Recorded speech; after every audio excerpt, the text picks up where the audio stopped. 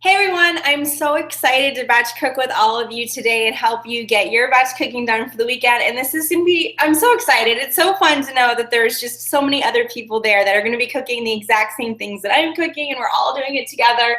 It really does give that sort of community love vibe, and for all of our viewers who will be tuning in later. So the way I'm going to start this off is I've done nothing. Nothing's pre-set up. I'm going to show you just sort of step by step how to walk through doing a batch cook on the weekend, from the point of getting your groceries to cooking, all said and done the whole way through. So for this one, for everyone who's joining us who's not watching as a replay, I am doing 4 recipes from the current meal plan, which is the June 21st, 2017 meal plan. Had to check the year. And I'm going to do 4 recipes today with you. Everyone that's cooking live is cooking along with me. And it's the pasta carbonara, the Bangkok cauliflower tacos, the Hawaiian sliders, and then I think I also listed the Brushetta flatbreads, and if we have time, I don't know, we'll see, I might squeeze in either the fajita taters, which are like fajita potatoes, or the pizza pasta. But that's only if we have a lot of time, if we're really killing it today, but I'm going to be doing a lot of talking, so I'm not so excited. So there's the 4 recipes we're going to do. You can do 1 of them, 2 of them, 3 of them, all 4 of them. It is a lot of food. If it's just you, maybe do 1 or 2, but we're going to do them in that order, and so that might give you a break if you need it. So with that said, the very first thing that I do before I start is I always cut my recipes that I'm making off into a strip like so, and then I tape them to my cabinets. So I'm going to do that. And since this is live, and I know a lot of you are doing it live just so you can ask questions, I'll periodically stop and check and ask for questions. And I also do have Scott on the back end, so he's monitoring sort of the chat window. But I'll take pauses periodically to answer questions, but just to make sure that we kind of keep moving it along, because people are going to be cooking live too, and I don't want them to burn anything. It'll be a little bit more structured. Alrighty, so first things first, let's tape up your recipes. If you don't have cabinets, or you could do it to the microwave, or if you have like a board, or like if you have a spare cutting board, taping them up to the cutting board and then leaving the cutting board like up in the background is another really great option. Okay, so here we go. And so I always post my recipes in the order that we're going to cook them, and the recipes in the meal plan always come in batch order, meaning from longest to slowest recipe, which is great, because if you only want like the really quick, super fastest recipes, you know, to look towards the end. And then if you are gonna do the batch cooking like I do, the longest are first, so you know what you can start, so sort of like let them simmer and do their thing, and then the faster ones are at the end when you're feeling a little tired and the other ones are already cooking. So it's a way to multitask. So I love that the meal plans are laid out like that. So get all these guys up here. I messed up my tape. It taped back on itself. Alrighty. Another really big trick that I do is when I buy my ingredients, I just leave them in the bag. I don't bother to unpack them when I come home. And you'll see me, I'm gonna pull bags out of my freezer and my fridge here in a second. All right, so all my recipes are now up. The next big thing I do is I get my trash can closer, so I'm not traipsing back and forth across my kitchen. And I also want to get out all my pots and pans and bowls and stuff like that. Just get these guys ready. Plus I keep a smaller sort of spare trash can in addition to my big one. My big one's right here. He's just here, so you save so much time when everything's just like right there. All right, so now that I have my recipes in my trash can, the next thing I do is to get out all of my ingredients. As I mentioned, I already have most of them here on the counter in a bag. But I also have a bag in the fridge. Nice big cold bag. And I also usually keep another smaller bag in the freezer, which here it is. And so now my big step is to make sure I have all the ingredients out, and I just like get them out on my counter. So I'm unpacking all of my bags right now. So the first is just sort of like unpacking all of the bags, making sure everything is taken care of, that I have everything. I'll also open stuff up if I can while I'm unpacking, just if it's like a quicker version. A lot of times what I'll do is the night before I'll do the prep work, like I'll come and do the prep, but I'm gonna do that today with you guys because I know a lot of you don't do stuff the day before, or you don't have the ability. And for stuff like guacamole that needs to stay refrigerated, I'm not gonna use right away, I'll just slip this right back in my fridge. Because that's just sort of like a topper, it's a little addition. All right, let's take everything else out.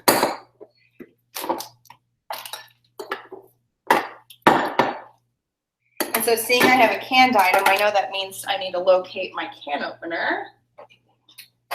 Let's get that out.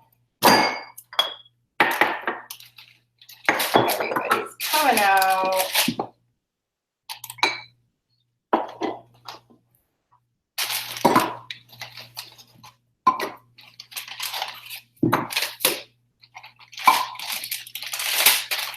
Okay. And now what I'm going to do is, because I don't necessarily always have to buy every single thing on the shopping list, like spices, for example, I'm going to go through each recipe and make sure that I just have all the ingredients I need here, and then I'll grab them if they're in my pantry or something. So like for this one, I need my mushrooms, got those out. Oh, you know what? I forgot my other ones. Because I forgot that I had previously purchased mushrooms earlier, so I had those. Okay. Noodles, got it. Green peas, got it. Worcestershire, bought a new bottle. Need my maple.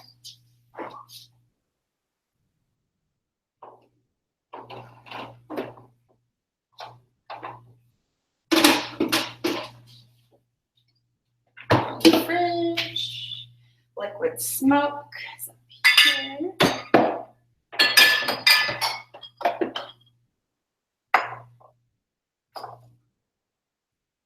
And hummus.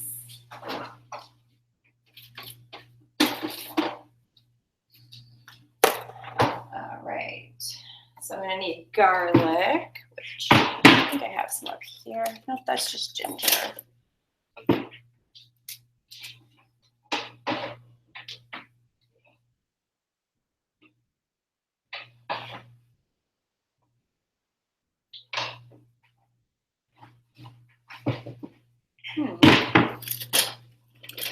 Ah, they were up here. My garlic, more peas, cauliflower rice, tortillas, cabbage, peanut butter, soy or almond milk,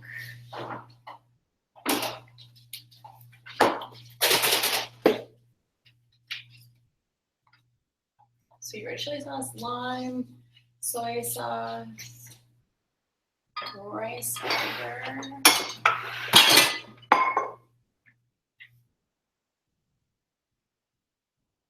garlic, ginger, and sriracha.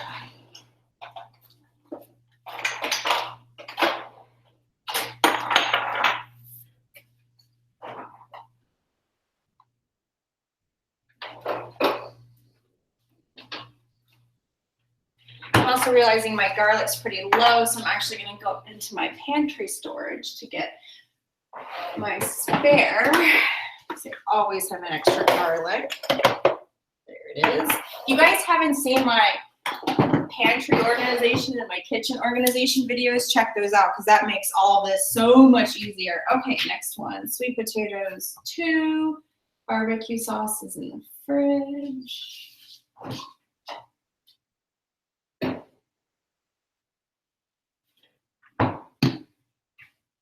Buns are in the freezer, but I don't need them right away. Pineapple, I think that's in the freezer too.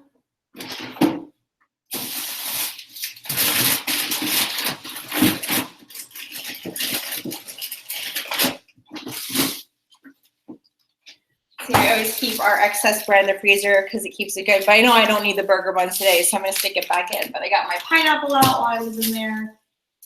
Red onion. I know I have leftover from earlier in the week. More lime. Okay, 2 tomatoes, garlic I already have, fresh basils over here.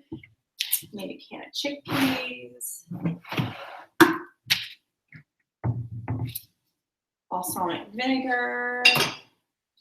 I feel like I've unpacked everything. Balsamic vinegar. Ketchup's in the fridge. I'll give you guys a chance to see the one I use, because I know you guys are always asking stuff that I use. Hummus and pita. Pitas are in the freezer. Okay, good. So now that I have pretty much everything out that I need. Oh, this was an extra buy that I bought extra frozen rice, but I'm not actually using it, so I put that away. Same thing, because I also picked up another jar of marinara sauce, and I don't necessarily need it right now. Let's see, is there anything else in here that's like a surprise bonus? Just set that aside. I think that's this one too. All pepper. More beans. I always buy just like random extra stuff. Okay, so now that I have all my items lined up, another thing I'll do is get my pots and pans out, or at least handy. I washed mine this morning, so most of them are here. I'll get out at least one more big guy. Maybe a little bit, just in case. And then I get my cutting board and knife ready. What's the first recipe you're doing? The first recipe I'm doing is the pasta carbonara. But the first thing I do before anything is the first thing I do before I start cooking is I prep all of the ingredients for the recipes I'm going to cook, because prepping first makes cooking a lot faster. So always prep your stuff first. And so I'm actually going to go through. So on these is like with the recipes, you'll see that we say like the prep is separate. So actually this one's a better example. So like for the cauliflower tacos is it tells me what to prep first. Like the first thing I do is mince garlic, and I need to thaw the edamame or peas. I'm already doing that, so that's winning. Or with like the Hawaiian sliders, for example, there's sweet potatoes, and the prep is that I'm actually going to have to like shred them in my food processor. So I do all of the prep stuff before I actually start cooking. And so that's what I'm getting ready to do right now. And I'll just like go through and prep everything and then set it aside, because once it's like all prepped and ready, it's like boom, boom, boom, cooking done. I'm serious. If you prep, you'll save at least an hour every weekend. So my first thing is I have to prep my mushrooms, which is just simply stemming them and dicing them. Easy, easy, easy. And then what I'll do is I'll prep these guys, and then I'll just put them right back in here and set them aside. This is actually a little bit more prep than I would normally do, because I have to use up these little extra guys, because I wanted to use them instead of just buying 4 mushrooms. So let me bring everybody in a little bit closer. So I'm starting by prepping the vegan carbonara, but I'm going to prep all the recipes I'm making today. I just prep it once at first. And the nice thing about prepping first is that I can get rid of this cutting board. I don't have to keep it out and in my way.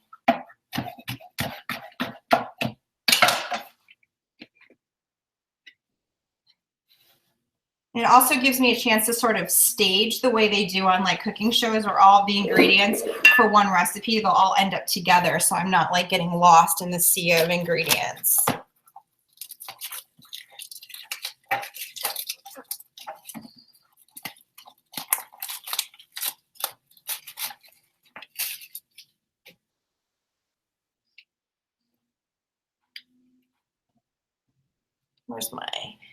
This is sort of my bowl. It's where I save all my kitchen scraps, because I either make broth with it, or I'll a lot of times just pulverize it and end up giving it to my dogs. But this has mushrooms in it, so it'll be made into broth and not dog food today.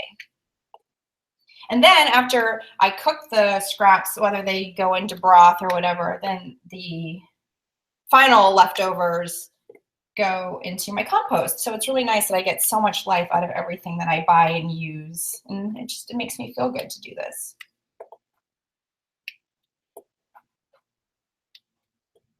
And a good way like to do shortcuts is, if you really want to make this as fast as possible, you could have just purchase pre-done stuff. Like they sell pre-sliced mushrooms at the store, so you can do that way. It always costs a little bit more, but eventually, you know, time is money, and so if it's one easier way to get things done. A friend of mine is disabled, and so for my friend, buying everything pre-made, even though it costs a little bit more, just makes life so much easier, especially with so many mobility issues. So it's all about just sort of managing what's for you. And I like to think of like, what's gonna make me eat it? What's gonna make me do it? What's gonna make me cook? And so that's the answer. If that means buying pre-cooked rice instead of cooking my own rice, then that's what I'm gonna do. I'm a huge believer in taking shortcuts. Look at how dirty my hands are getting from the mushrooms. It makes me feel so rugged. All right. Whoops. These guys, wrong bowl. All right.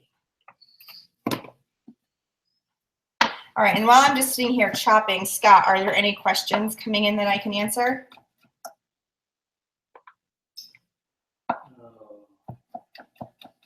Or maybe... Is there no need to wash mushrooms? You don't wash mushrooms? The question was, do you need to wash mushrooms? I don't wash mine.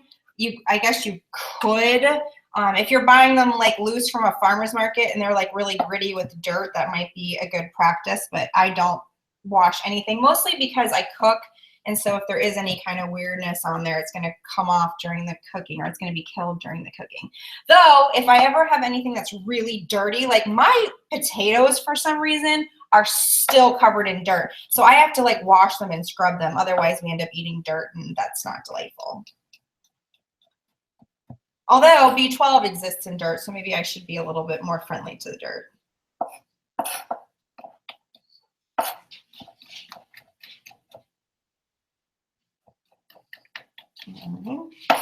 Moving along.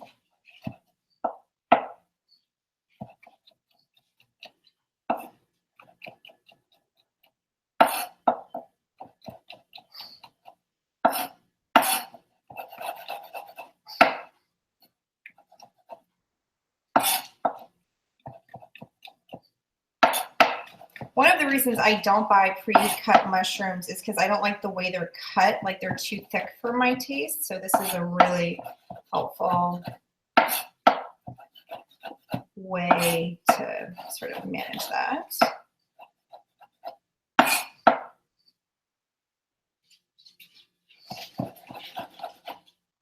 Bring you guys a little bit closer.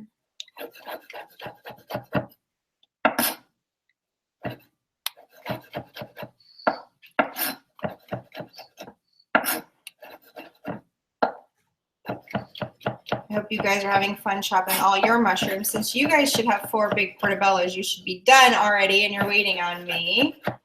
But I figure any amount of slowing myself down I can do is going to help. Okay, so now that our mushrooms are prepped, let's set those aside. So Shaz asked me to be doing every meal on the meal plan. The question was, am I doing every meal on the meal plan? And I'm not. I'm only doing 4 of the recipes. I'm doing the pasta carbonara, Bangkok tacos, the Hawaiian sliders, and the Brushetta flatbreads. And it should say that under the video, but who knows with YouTube. All right, so now I'm going to move on to prepping our next recipe, which is our cauliflower tacos. And one of the things for that is thawing peas or edamame, which I'm doing. So now I'm just going to get into the garlic here. And one thing, let me see. And garlic's one of those things that if you like it, like we just really love garlic, you can always add more to it. Unless it's raw. Raw garlic can get it to be a lot if you're adding too much. But with cooked dishes, if you really like garlic or you really want food to be extra flavorful, like throw in an extra 1 or 2 extra, which is what I'm going to do today. Mostly because these are so like puny and small, and because we love garlic.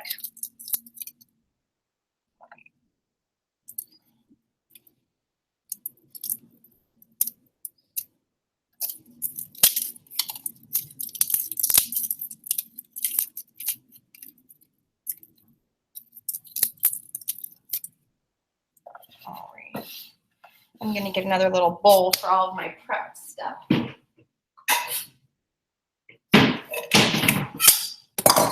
And this is another one of those things that you could have done to buy. You could have bought pre-minced garlic, that helps, or the garlics that are naked and already out of their papers. But I don't mind doing a little extra work. And if you aren't a big fast chopper like me, they have these nice little rolly things now where you just put the garlic clove in this little ball and roll the ball and it minces it for you. My parents love theirs. Smell that garlic. Oh, Lily Bean's at my feet because the pugs love the smell of garlic. Hi, Lily.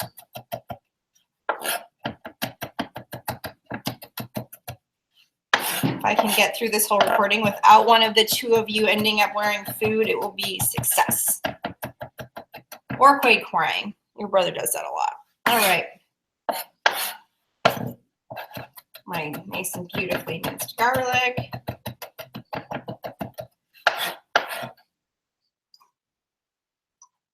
If you didn't mince as fast as me, that's okay. You just keep mincing your garlic.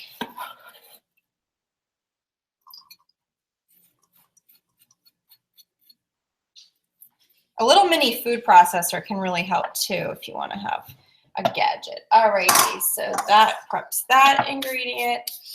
Now let's see. Hawaiian sliders. I need to pulse my sweet potatoes until they get shreds, which means I need to get out my food processor. You can also do this manually with a cheese grater.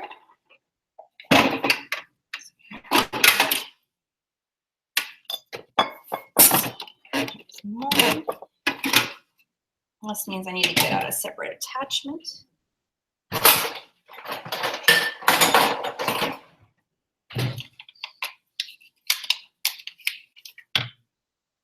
And as I mentioned, you don't have to have a food processor. You can just use a cheese grater, go old school and get an arm workout. Another cheat would be to use, in this recipe, you could buy shredded carrots. You know, they sell the shredded carrots in the store, and use that instead of shredding the sweet potato. I do that sometimes. Actually, I considered doing that, but then I was like, oh, I should show people how I shred my potato too. So I didn't, but that's usually my cheat.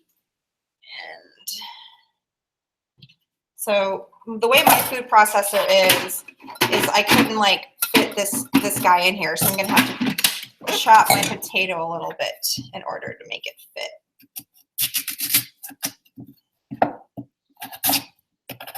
And it's going to get loud here in a second, so everybody get ready to shred your potato.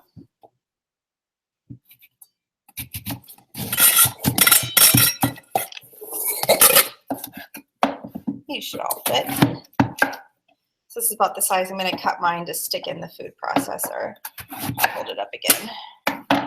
Sort of hand size, 2 fingers maybe.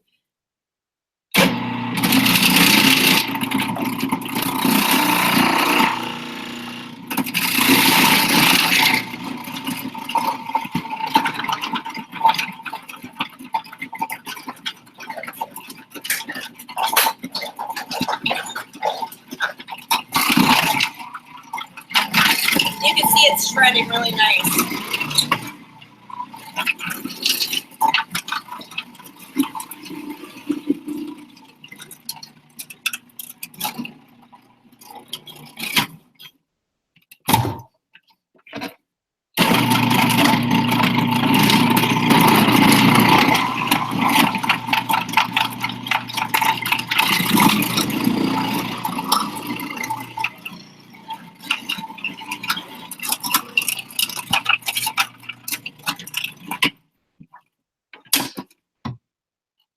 It's getting kind of full, so I'm just going to take a pause really quick.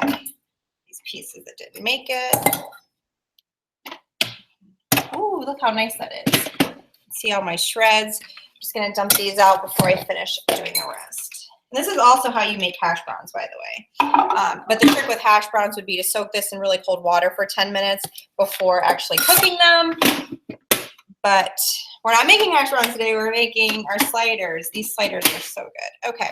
So back to where we were. Clean that out.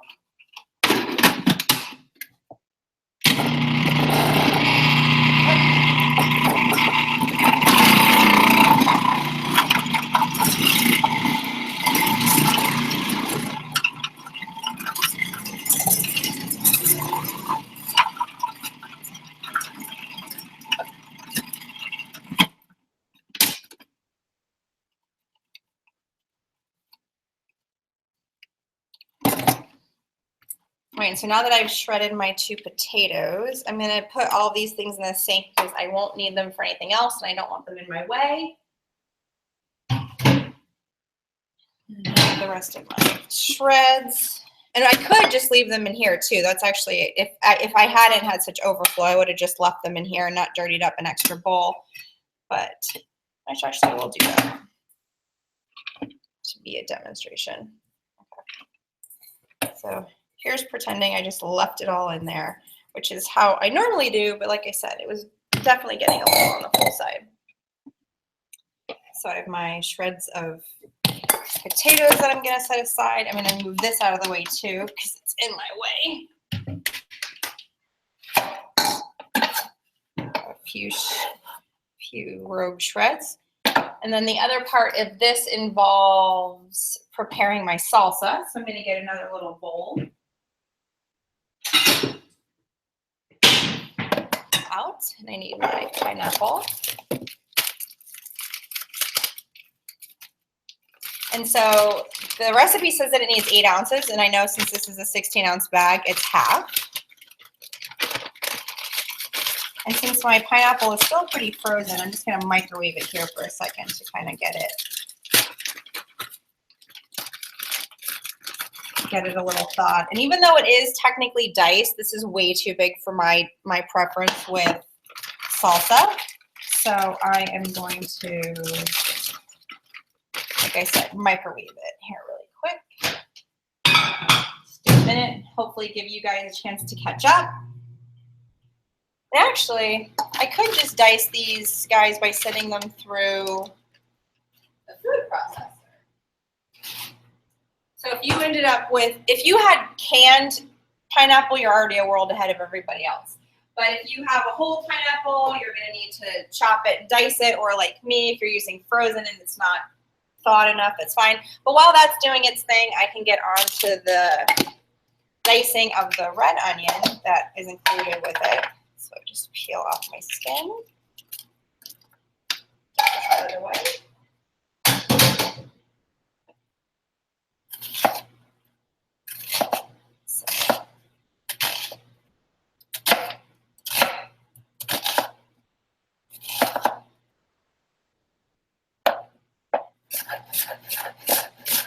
And this is the same, you might have even been able to have bought, like, because it's the summer, you might have even been able to buy pre-made pineapple salsa, especially in like the deli section. I see that a lot, but I always end up just making it myself because I find they tend to add like sugar or salt or something, which isn't really our jam. So here is my onion for my salsa.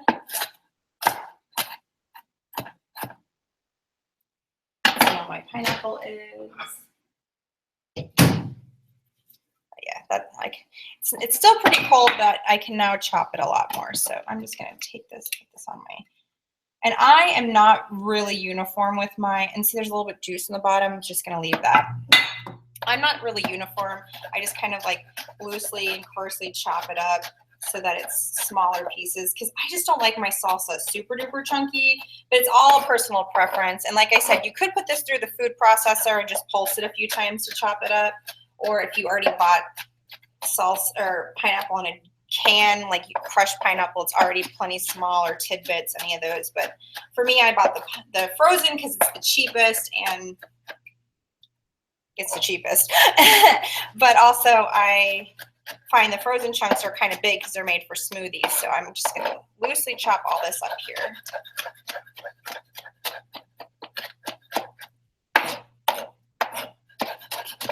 Alrighty. Hope everyone's having fun chopping. All right. So once it looks about the size I want, there's not like really big pieces. We really like our salsa like kind of chopped. I'm going to put it right back into here.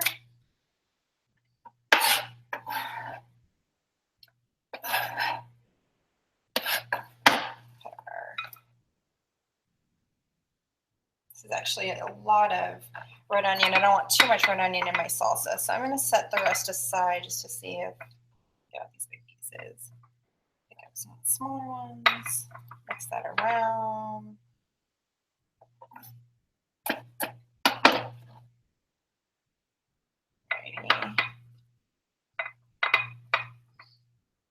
This way, my pretty salsa. And I need to add my lime juice. So I'll grab one of my limes.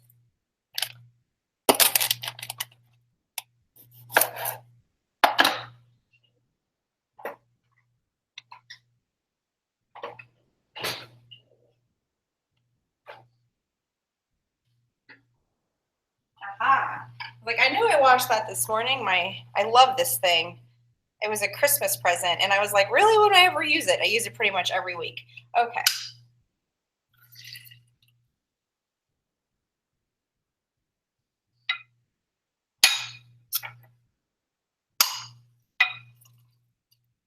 Okay, that's one.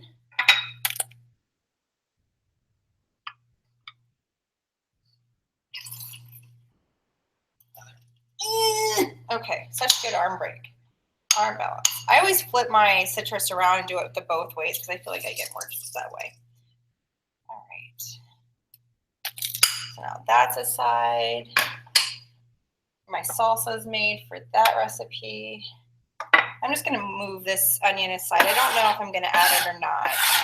That was a really big red onion, and I don't want my salsa to be all onion. So we'll just put that aside and decide what we're gonna do. And then the last is preparing for the bruschetta flatbread, which involves dicing 2 tomatoes and my basil. Except I don't want my tomatoes to taste like pineapple, so I'm just going to move this board out. Lindsay, yeah, I'm going to ask, you don't need to peel the sweet potatoes. So Bianca asked, do you need to take the skin off the sweet potatoes? I don't. I left the skin on. You can actually see like little bits of it because there's so many nutrients in there that I don't want to miss out on them. Take that out. So you can see mine still have the skins a little bit. But if you don't like skins for any reason or you just don't want them, you can absolutely peel them. I don't. I'm all about the least common denominator, the most minimal effort. And then, of course, like I said, there's so many nutrients. So picking off the stickers and these little hard pieces. And the same here with these tomatoes is I could have put them through the food processor or I could have bought diced tomatoes already, but I'm just going to do it myself because I'm pretty fast. Then I get another bowl because this is the same sort of thing. Woo! Hey, where'd you go?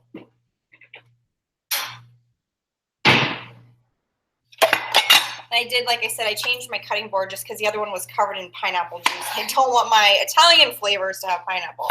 So I'm just going to cut my tomatoes.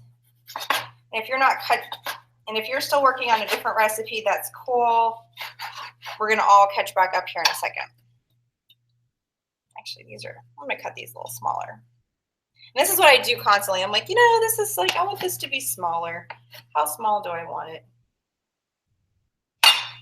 In the summer, with so many fresh recipes of like chopped vegetables, I'm always reevaluating the size of my dice.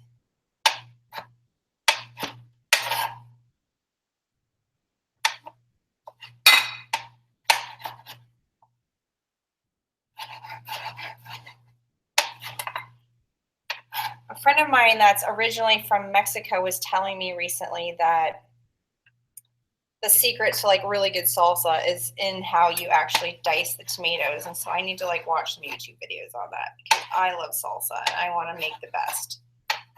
And this is sort of like Italian salsa.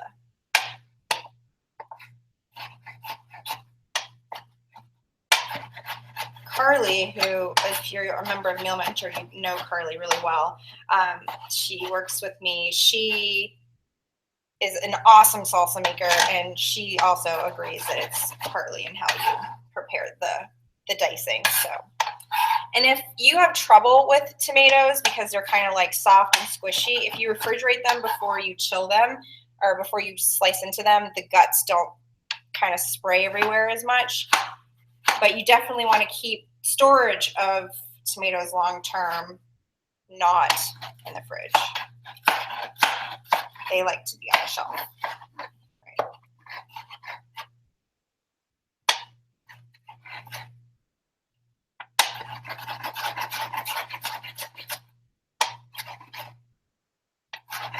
Same thing is with the pineapple. I'm just kind of chopping around loosely, looking where the big pieces are and hitting that just to make sure everything's a little bit more small and bite-sized, because it's bruschetta. It can't be like these big giant pieces of tomato.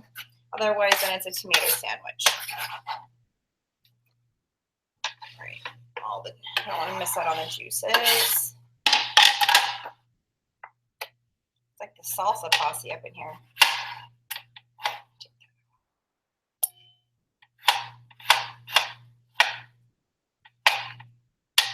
And after this, after I finish chopping this and the basil, we will be cooking. So hopefully everybody's finishing up their prep.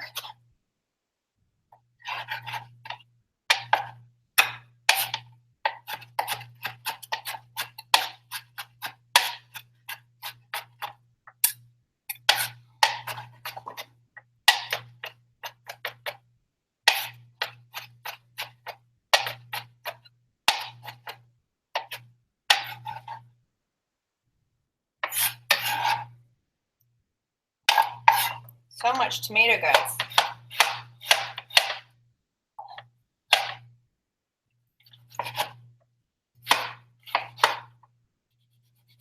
I mentioned this earlier in the video, but normally what I'll do is I will usually do all this prep the night before. So like on like Friday or Saturday night, I'll just like jam out to like a bad episode of TV or a podcast. As a lot of you know, I just hit my 100 books. I'm actually at 103 now, so that's exciting. Yay, go me. So I'll like listen to a book and just do all this prep and then put it all the pre-chopped stuff in my fridge so that on Sunday when I come home, because I go to yoga in the morning, after I come home from that, and sometimes I stop by the farmer's market just to see what's there, I'll get cooking, but it's nice because I've already done the prep. And like I said, if you just invest the little bit of time it takes to do the prep separate and don't try to prep as you go, you will save so much time cooking. It saves me over an hour if I do the prep first. Even if I prep before I do the batch cook like we're doing today, if I try to like chop as I'm cooking, I burn stuff and it doesn't go well. So other than, I have chickpeas again, or not chickpeas, I have basil and garlic to get to. So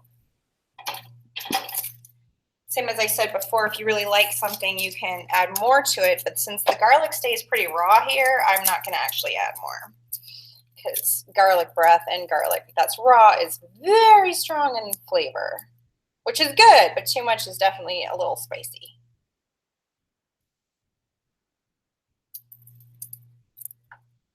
And this is one of those cases where if you can make the garlic fresh, it tastes a little bit better than the stuff that's pre-minced. With cooked recipes, I don't mind the pre-minced garlic so much, but in things like bruschetta, I definitely prefer it when you've minced it yourself. So you might have noticed I always flatten my garlic first before I go at it, and that makes a huge difference.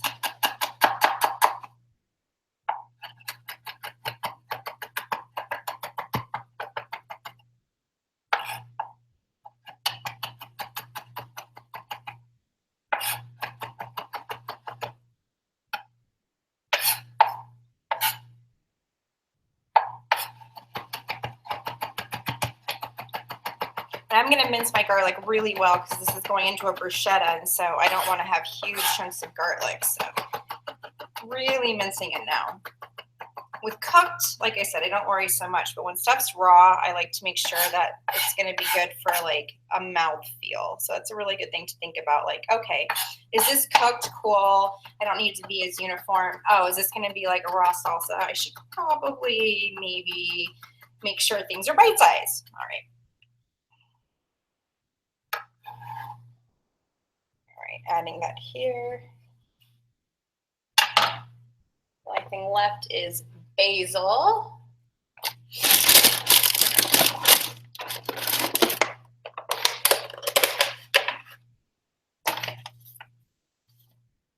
So my approach with basil is I am a fan of tearing it. I think that tearing it makes it taste a little bit better. I saw that on like Top Chef or something. And so that's what I do, but you can absolutely do the slicing, or chiffonade, I think is the technical term, which I'll show you guys how to do that too. I'll do one little group that way, and then I'll show you how I tear it. I like to tear it because it's faster too. So if you're gonna do the like chiffonade or whatever it's called, the fancy style, you just take a whole bunch of them and you basically make like a burrito, like a little, like you take all the leaves, lay them on top of each other. So here's another one. So they're all on top of each other, and you basically make like a little burrito, or roll it up like a sleeping bag. So it's literally like a little cigar, and then you just slice really thin.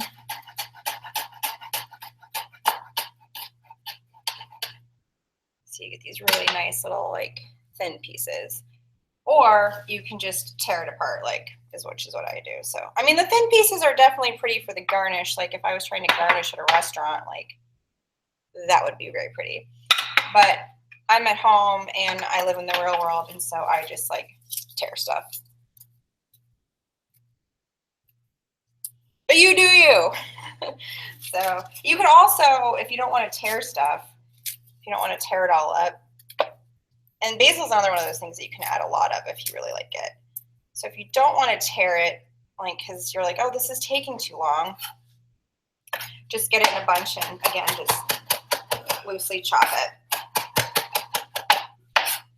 Christine asked, how do you incorporate flax seeds into your diet and cooking?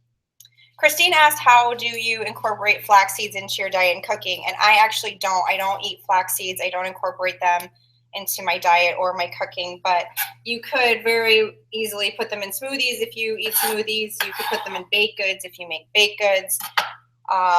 You could sprinkle them on a salad. Those are all good ways, I think. A lot of people put them in oatmeal. That's another option, but I don't use flax seeds. So now that all of my prep work is done, I'm going to set all of my cutting boards and my knife aside. Also sort of wipe down this area because it's a little messy and sticky.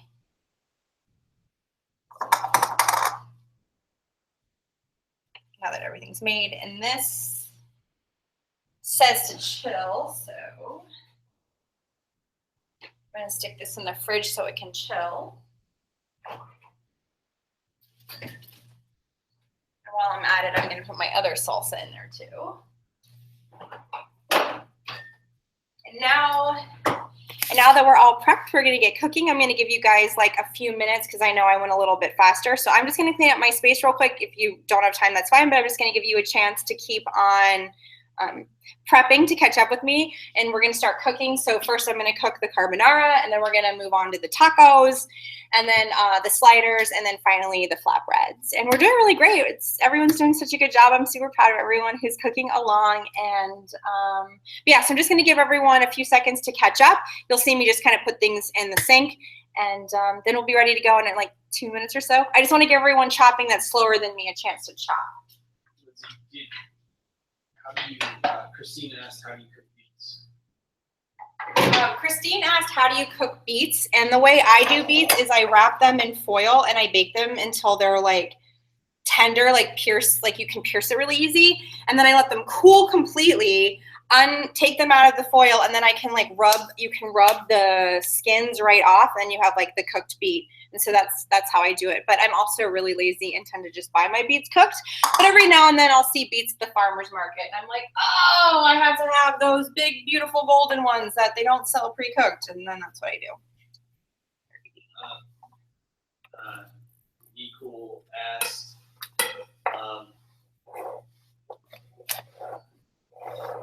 I usually have my grains, beans, and potatoes cooking while I prep veggies. Curious why you do veggies first. Someone asked about cooking grains and beans and veggies and that whole process. So if I cook, I don't cook my beans or my rice from scratch anymore. I used to, but then I realized it was better for me. I was more likely to actually cook our meals for the week if I just bought canned beans and frozen rice. And I have such respect for people who cook their beans and rice from scratch. For me and my schedule and how much I work and just my life and the amount of effort I want to put into my food, I don't do that anymore. I don't try to be everything DIY. I take a lot of shortcuts, including like I said, buying frozen rice and canned beans. So I don't need to cook those ahead. I just use the canned beans and the frozen rice that takes a minute to microwave. If I was still doing that, if I was still cooking my beans and rice from scratch, I would either do that first thing this morning, like I would have put them in the pressure cooker and the rice cooker before I went to yoga class. I would have got up, put my beans and my rice in and gone to yoga class. Or I would have done it another day this week. Like on, when I used to do that, I think like Tuesday nights, I would come home from work and I would put my rice and my beans in and cook them then. And they would just like cook in the background while we had dinner or watch TV or whatever. So that come Sunday, they'd be ready. And so that was the way I would do it. But now, because I buy my beans and rice, I just have to prep my veggies. And that's just what works for us. And for my life, I need shortcuts. But for other people who want to do it all from scratch, you're amazing, you're awesome. And just do it either first thing in the morning before you batch or a different day in the week and freeze it until you're ready. So that's a really good practice. But with that, I want to get ready to get cooking now. Hopefully everyone is ready and all prepped. I'm going to get some water in my pot to start my pasta. Lily.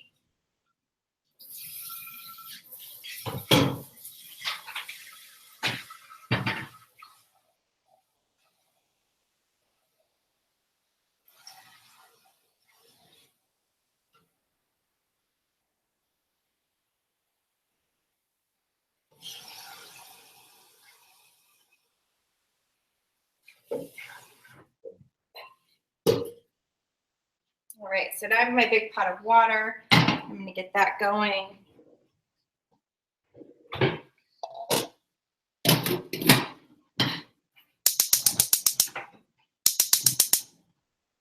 So while that's heating, I have my pasta nearby. Let's see what else we need. All right, I need in my whisk. 1/4 cup water.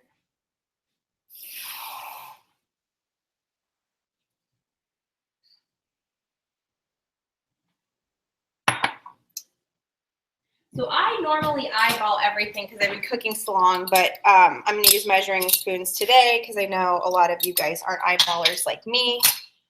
It's totally cool if you want to eyeball, but if you're still kind of new or you're just don't have a ton of confidence yet, it's so fine. I think I measured everything so carefully for like the first 5 years until I realized that a little more or less of pretty much anything except cayenne powder is fine. I'm just following the instructions and the recipes now, so hopefully you guys have those up in your, because you can see me, I'm looking up at them I'm looking up at them to see what I need to do.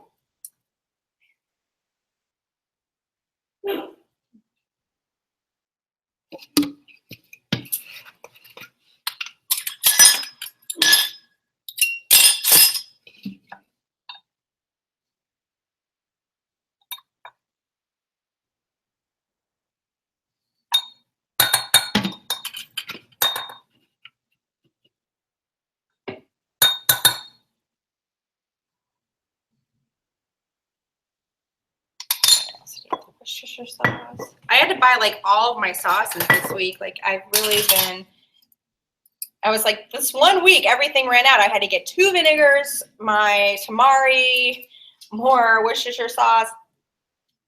I had to buy everything this week. It's like my pantry always exhausts itself all at the same time. I wish it wouldn't. I'd like to break up the purchases. Okay, how much do I need? Lindsay, Caroline asked, after you batch cook, how do you know what the right portion is for one person? That's a great question. Someone asked, after you batch cook, how do you know what the portion is for each person? And I'm going to do that in the video. But basically, if the recipe serves 4, I get out 4 containers and 1, 2, 3, 4, 1, 2, 3 until it's all gone. Or if it serves 2, I get 2 containers and I just equally scoop it into the 2 containers until it's done. The one exception is sometimes I know we're going to eat the meal right away. And if it's like the 2 servings, I'll just put it in, you know, one container knowing we're going to have it that day. But usually 90% of the time, there's actually a really good video on YouTube of this, is once the thing is done, I put out enough containers for the servings, and then I spoon it out, and then I know. And then it's really nice too. My husband's talked about this in other videos about how he loves opening the fridge and knowing like that is his meal, it's his portion, it's his serving, and it looks so nice and so pretty, and it's like, that's mine. So I really like it. And then of course during the week for grab and go, right out the morning for work, oh, so easy. So much easier that way. But I'll definitely do the portion stuff later. All right. Shanna asked, do you have any tips to avoid leftovers or fridge taste in your food? I don't know how to say about leftovers, because I think of leftovers as a second serving. Like I love it because I know I have lunch the next day. But for fridge tastes or fridge food, just have really good containers, like really good airtight containers. And of course, keep baking powder like open in the back of your fridge. Like it, because it gets the smells out. Actually, I'll get mine.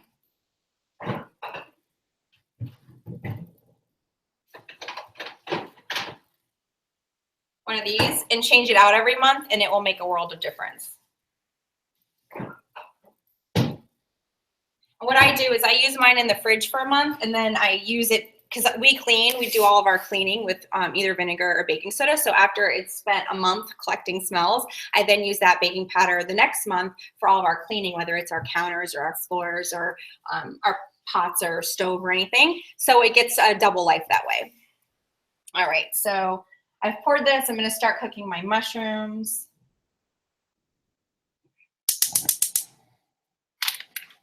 And I love this mushroom recipe. It's so good. Let's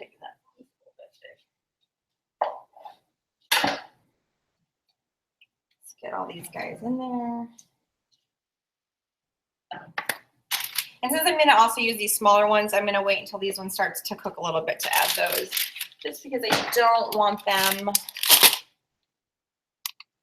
to be totally mush. All right, so let's get that going. And while that's going, I can start on my Bangkok tacos, actually, in that case.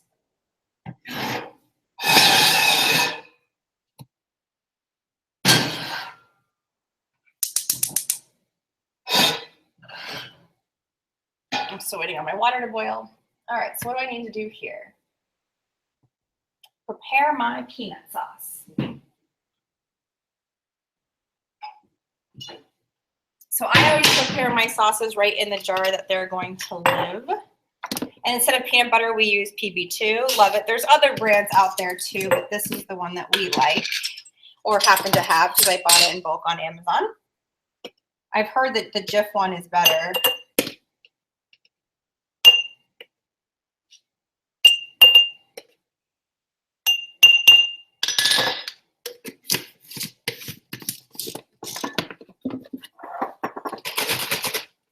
You'll see, I buy generic. I don't really worry about brand names so much, except with nutritional yeast. That's the only time I'm really particular.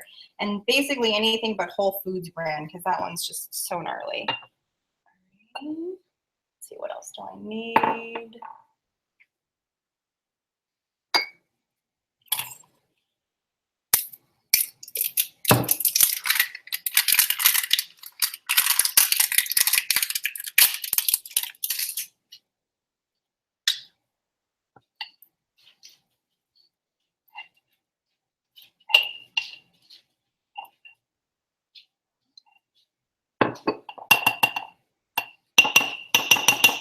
Yay, I get to use my lime thing again.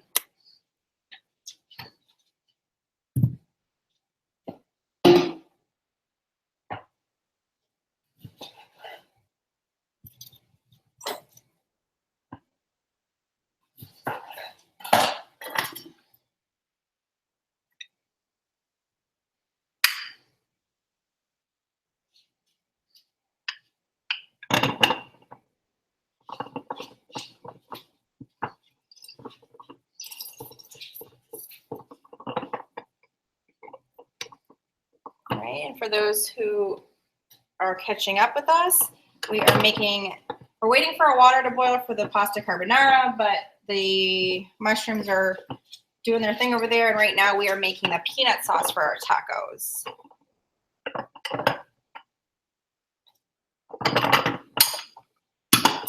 let's see, what else do we need? Soy sauce. I think I saw a little bit left.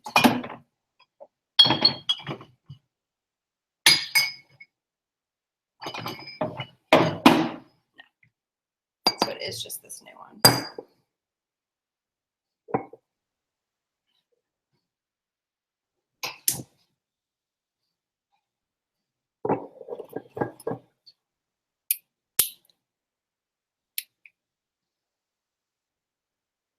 All these new bottles. Okay. I know, they're adding to my time, Lily Bean. You guys can't see her, but she's like circling down the floor waiting for me to drop something. All right.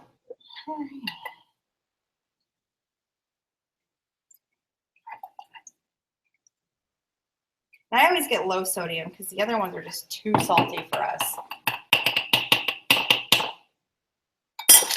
Literally, all of these things are brand new. Okay. But at least now I know I'm set for like the next month. Alrighty.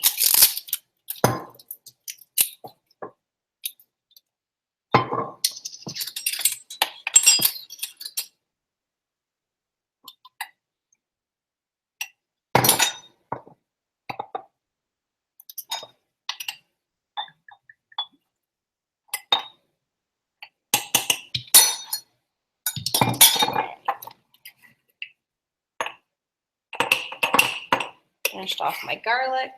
A little bit of ginger.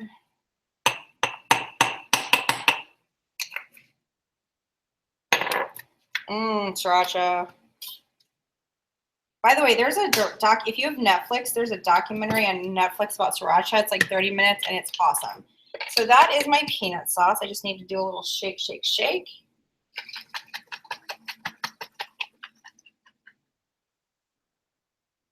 Build something on the side, shaking. Look over here, and it says to chill it. And so what I do is I'll let this chill, and then I'll taste it and see if it needs any adjustment, if I need any more lime or more vinegar or more peanut butter or whatever. I'll just let that go do its thing while I continue cooking over here. All right, so mushrooms are doing well. Put all my tops back on, because if I don't, I will end up wearing whatever it was. So while that's happening, cool. All right, next thing is the cauliflower rice, which I need water for.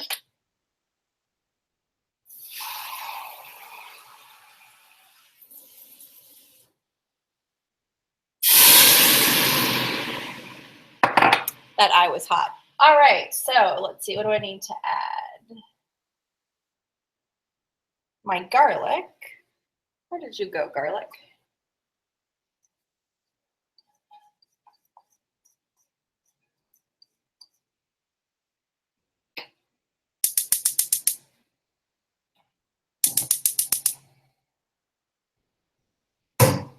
Get that away.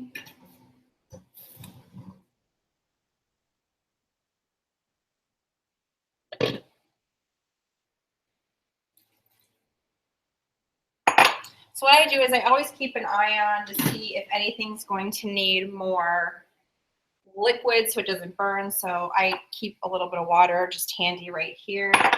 For now, I'm sauteing my garlic and our tacos and getting out a spatula. Actually, I'm going to get 2 out because it's always helpful to have 2.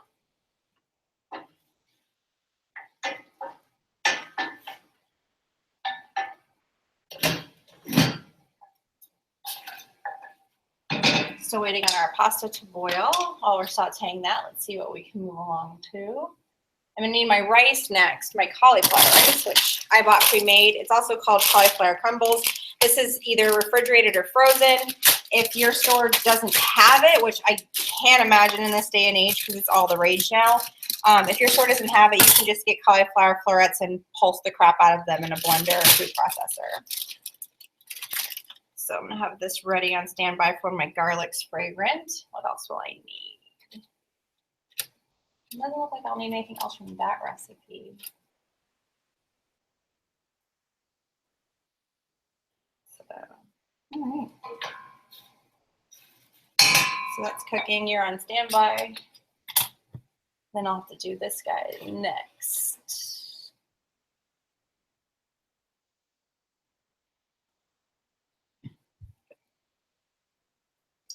So let's start our chickpeas.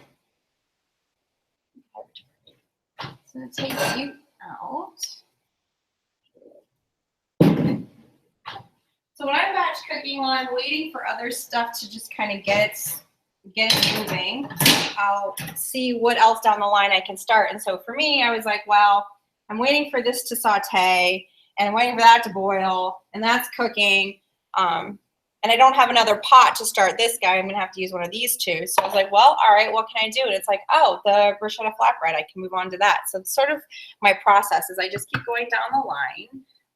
Or you could just wait, but if you're cooking along with me, let's drain and rinse our beans if you didn't make yours at home. Oh, my garlic is now fragrant, so pause. There we go. Your garlic should be really smelly if it's fragrant. It usually just takes like a minute or so. So now I can add my cauliflower crumbles and get those cooking. The mushrooms are coming along, so I'm going to add the rest of them.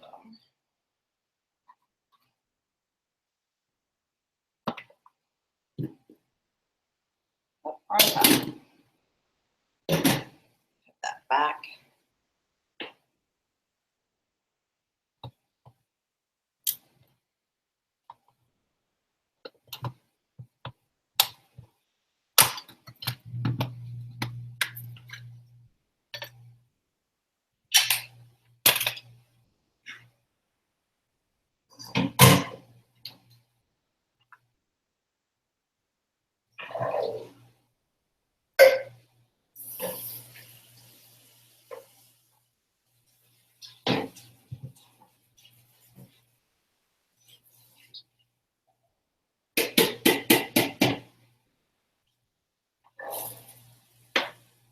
So I just did a quick drain and rinse of my chickpeas so that I can add them with the rest of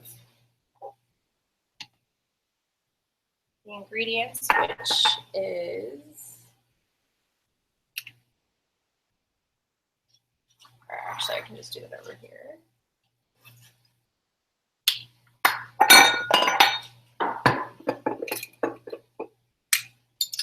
This is the fun part of all the massive cooking at once.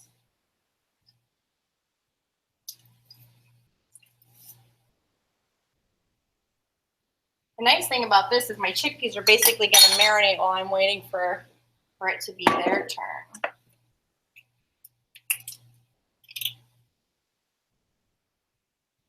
Oh, why not? I love adding garlic randomly in places. All right. So now I'm going to slice you guys a little bit closer. So what we have going is the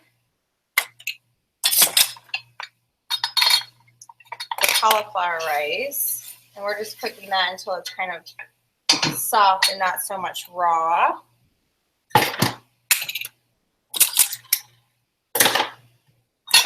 And I'm still waiting for my water to boil for my pasta. Mushrooms are cooking over here. My fan just kicked on.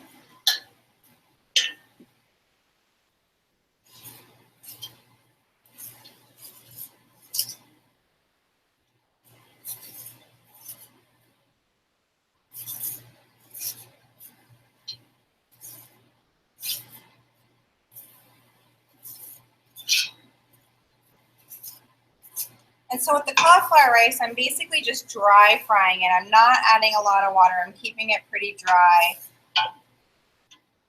I'm cooking it because I want the cauliflower to be like softer and cooked and not so like dry or raw. And one thing you can do is you can add little drops of broth or a little bit more water as needed.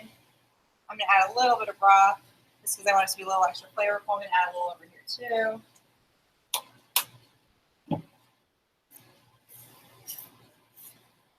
while that's happening, continue to cook that. I'm going to take a peek over at my mushrooms, give them a stir. And the whole time I'm cooking, I just make sure that it's not burning. I always add, because I don't use oil, I always just add a little bit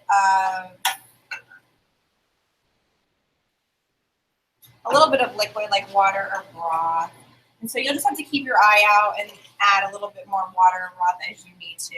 I always have like one of these broth things around just to have handy. So, and the deal with the mushrooms is to cook them as much as you like it, as soft or as tender, because everyone's a little different when it comes to mushrooms. So back over here to this guy. And this rice is almost finished.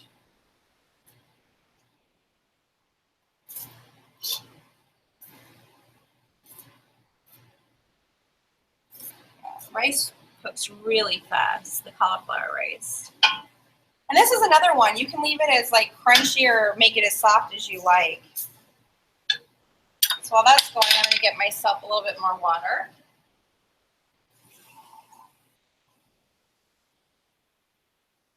And you could just as easily keep a bottle of water at your sink too, or a bottle of water right here at your stove too, instead of having to walk over to your sink. Right. Do you have any questions, Scott? Jesus said, what about using a pressure cooker as another burner? Someone asked about using a pressure cooker as another, I'll talk. Someone talked about using the pressure cooker as another stovetop, and that's actually a really great tip. I use my pressure cooker when I travel in hotels. I use the saute setting to make it like a stovetop. If you need another burner, like a fifth one, if that would help, you could just absolutely plug it in and have it here acting as your stove. For me, I don't have that need today. And a lot of times when I'm doing my batch cooking, my pressure cooker is doing something else. It's like cooking sweet potatoes, or it's cooking broth, or it's making any number of things like kale or something, like we pressure cook our kale. So mine's usually in action during a batch session, but you could totally use it for another eye, especially if you're like me. I only have 4. This is all the pots I have. I literally do not have any more pots, and so I can't cook anything else until I'm done with one of these. So that fifth eye would certainly be a very nice thing to have. And I don't know about you guys, but my water is still not boiling. If yours is boiling, if your water's already boiling, go ahead and put your pasta in. I don't know what's happening at elevation today. But just set a timer so you know when your pasta is going to be done. But I'm still waiting for mine to boil. I think I might have put too much water in there. It's not a bad idea. Take some water out.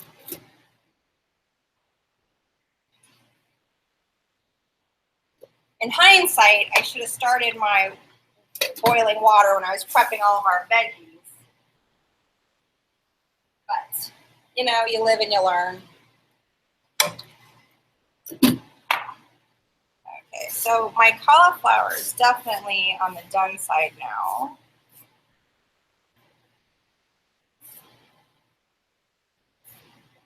Oh, I guess it could go a little bit more.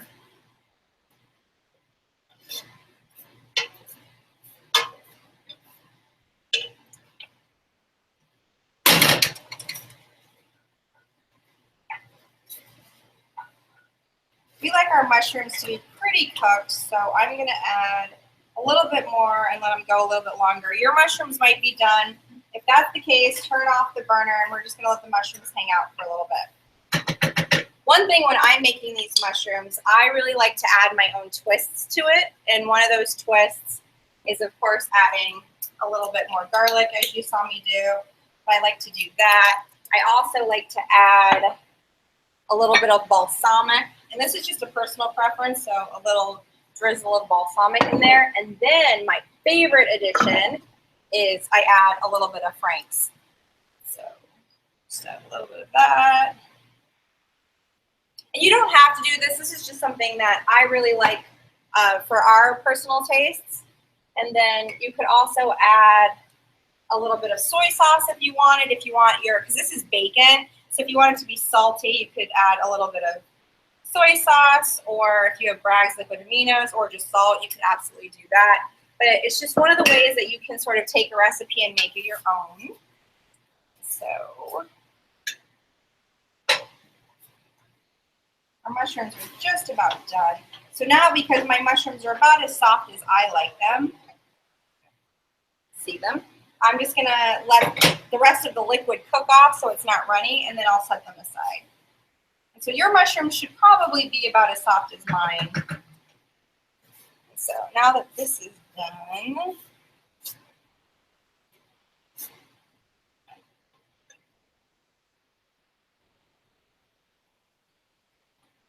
let's see what's next for the Bangkok.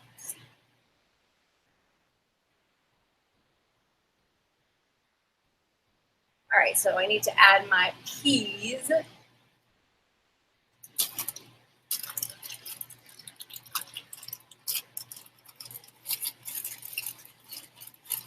And I've been like letting these guys thaw for a little bit, so they should be nice and softer, and then I'll mix them around.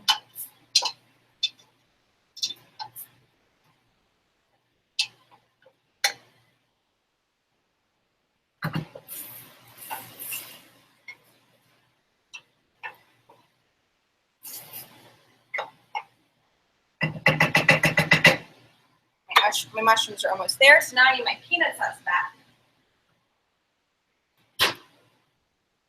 So our peanut sauce that we made before, and I'm just going to do a quick taste to make sure that everything's good and ready.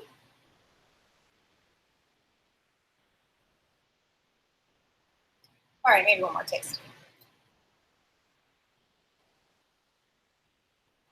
And I actually want to add a little bit more garlic, big surprise.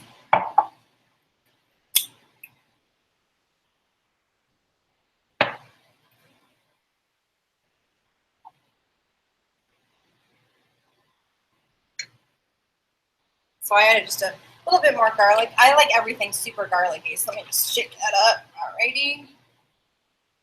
I'm gonna pour this in here. I'm actually gonna save a little bit just because I wanna first mix it and then decide if I wanna add the rest or add the rest as a drizzle when making it. Oh yeah, there we go. Yeah, I'm gonna add the rest.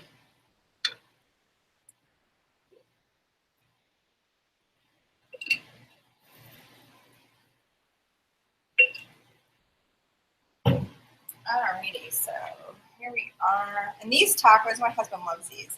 So now I have this on, and I'm gonna heat. It's a little soupy, so I'm just gonna turn the heat on to let it cook a little bit more to sort of be less soupy, and that will be done. Done, done, done. Very exciting. And while this is cooking a little bit more, my mushrooms are done too. Which is great because I need this pot. Oh, here.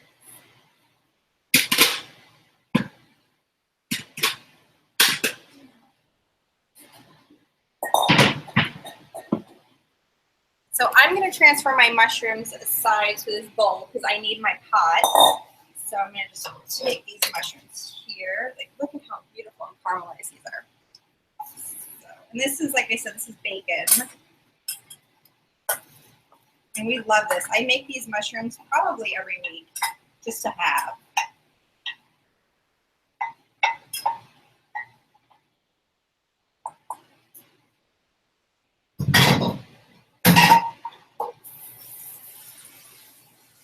So now my mushrooms are set aside. I need to wash my pan out really quickly. And then once I have that, ooh, I think my water's about spoiled with pasta. But once I can have my pot back, I can get on those sliders. And we are kicking it, guys. We're almost done. I know, it doesn't feel like it. It feels like we're in the middle of everything, but I promise we're almost done.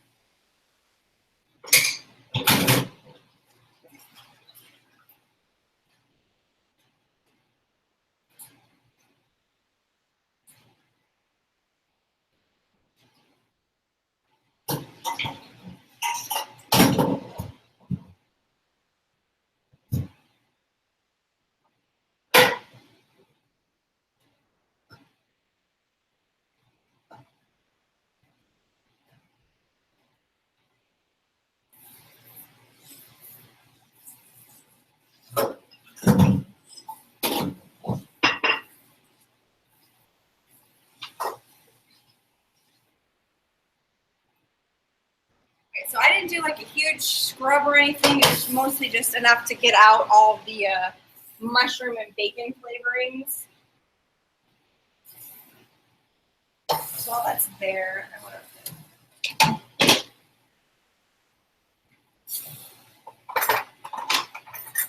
give these chickpeas a stir. Incorporate everything. All right, so what I'm doing now is, oh good, my water's boiling. Always at the time. So now that the water's boiling, I'm gonna add my pasta. And this is the same thing as the recipe calls for 12 ounces. I know this is 16 ounces, so I know that that's 3/4 of the bag. So what I usually do is go, okay, half and then half of the half. So it's just an easy way of not having to measure.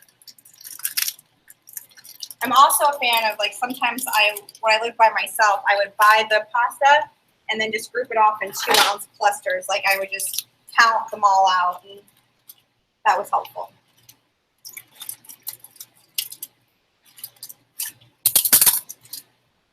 Like I said, so because I know I need 12 ounces, I'm going to do first half the bag.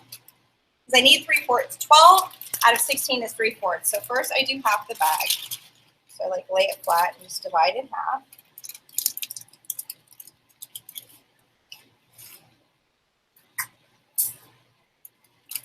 And then I'll do half of the half. And if, you know, one extra one gets in, it's not a big deal.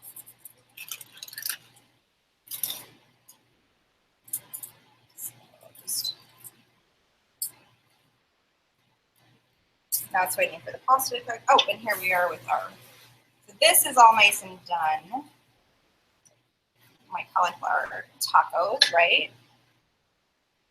Yeah, because the only thing left for this is to put them in the shells with the tortillas, which I'm not doing right now. So I can just take this.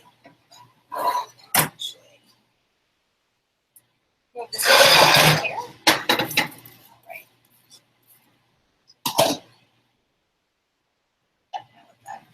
Cool. All right. So this guy.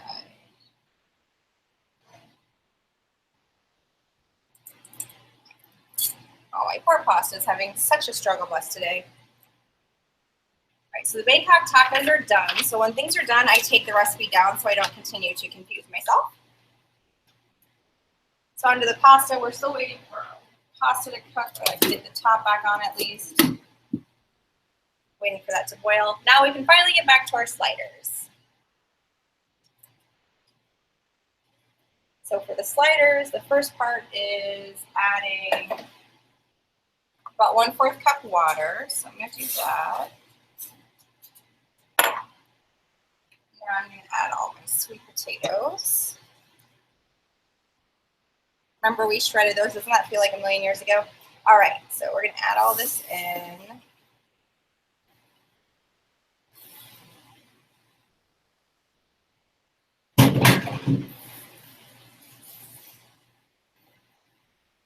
So what I need to do is cook these guys for about 5 minutes. So I'll just let that covered. And so while that's getting going, and I'm going to talk gingerly to my pasta to get it to move along. Come on, guys. You can do it. Come to a boil, please, pretty please.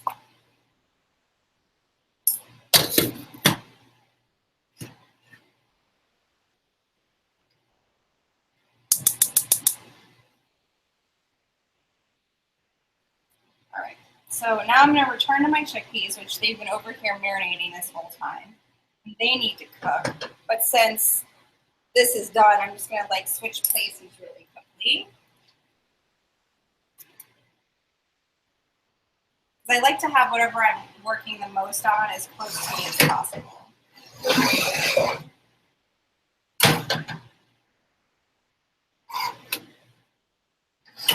feel like I need a bigger stove. Okay. So that's going. Waiting on this guy. Still waiting on the pasta. But all we have left to do is cook these until they caramelize. portion that away, finish cooking with this, and if the pasta will ever finish. But so since I'm kind of in a standstill right now of like waiting for everything to cook,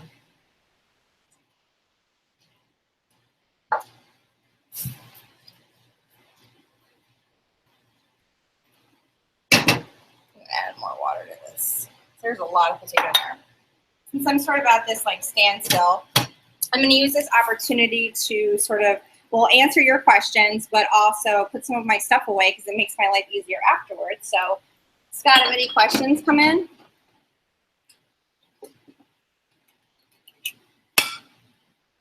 I know you guys are busy cooking away. Do you eat as much pasta and bread as you have? Someone asked if I eat as much pasta or bread as in the meal plans. I actually probably eat more bread.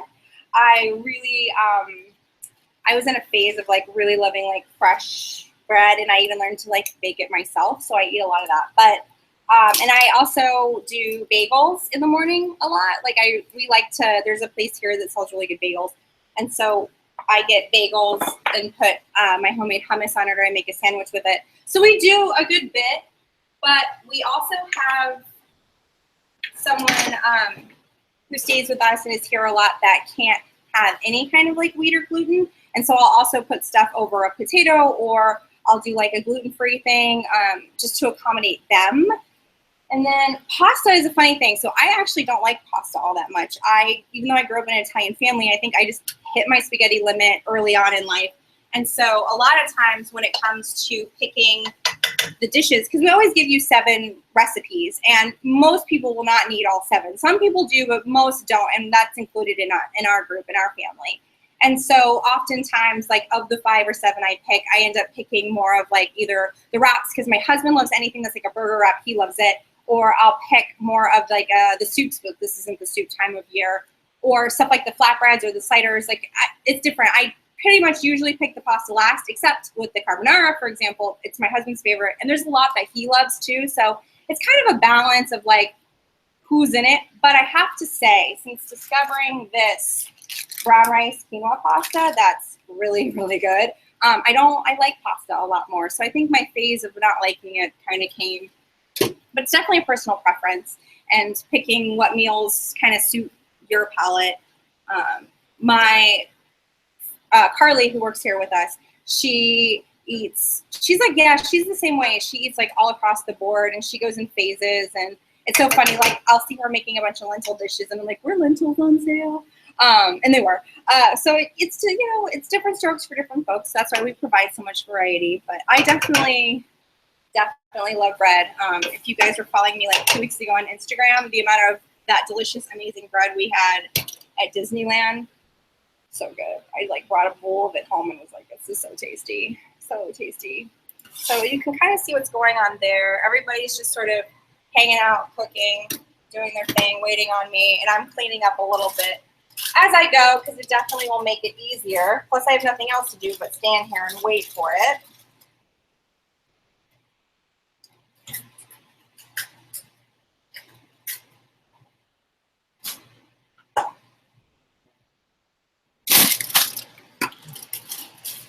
So people ask how the meals freeze.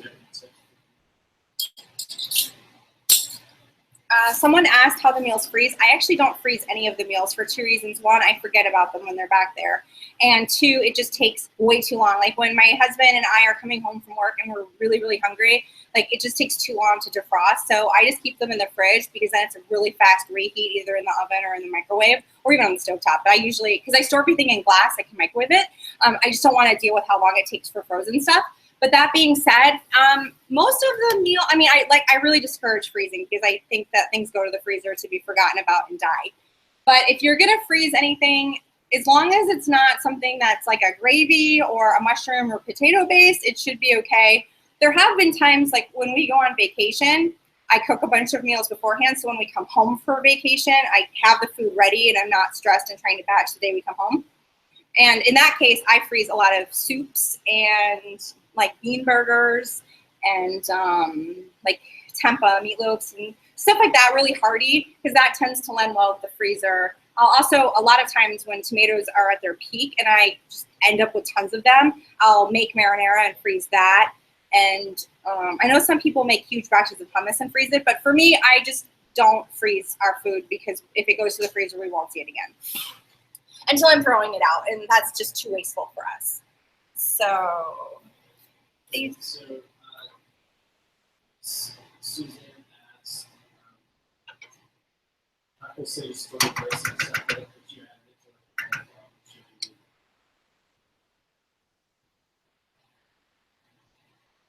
Oh, the peanut sauce was chilled, and then you added it to the cauliflower in the directions. It was like you store it chill or you do it. You could do either. I like to just be done. I don't like to have to think more about stuff, but you could leave it separate if you wanted to. But I don't think I still have it. It's out of the trash. Yeah, in step 4. Yeah, so in step 5, when we turned off the heat, in step 6 is when you add the sauce. So that's how you do it. For the most flavorful option, like if you really want it to be super duper flavorful, add the sauce before serving. The reason is the cauliflower is going to suck up the flavor, and so it kind of won't be as like woof if it's like a few days from now. But we're actually eating those tonight, so it's not going to make a difference. But if you want it to be super duper flavorful, store the sauce separate, and then once you're reheating, add the sauce as you're reheating it. But you can also do it all at once like I did, and it's going to be fine. It's just one less step when it's time to eat. So now that it's been like a few minutes and this is definitely getting softer, I'm still waiting on my pasta and my chickpeas are going nicely. You had a question about fish tacos.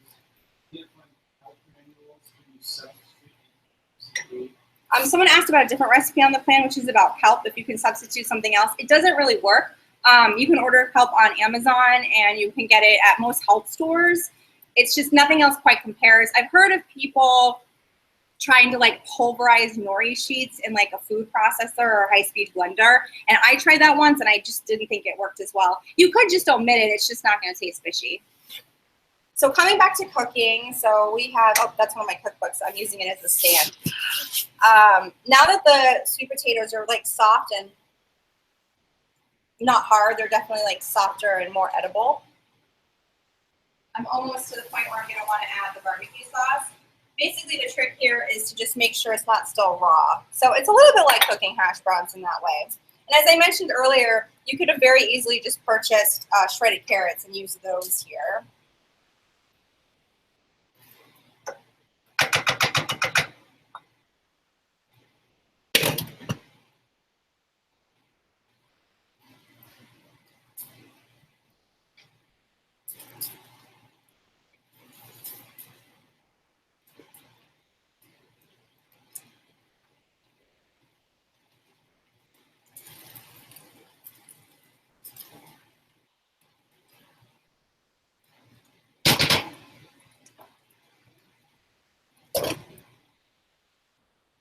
Check out these guys.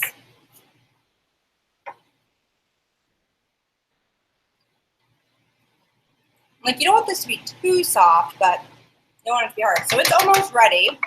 Let me check on my pasta while I'm surveying the land.